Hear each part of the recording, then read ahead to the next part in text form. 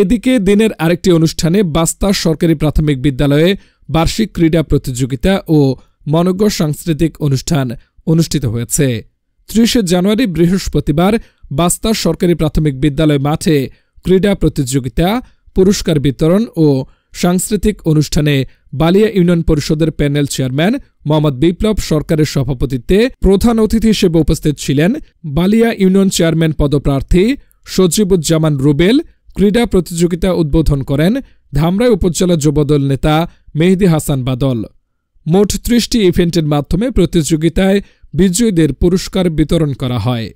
এ সময় আরও উপস্থিত ছিলেন বিদ্যালয়ের শিক্ষক, শিক্ষার্থী, অভিভাবকবৃন্দ সহ এলাকার গণ্যমান্য ব্যক্তিবর্গ।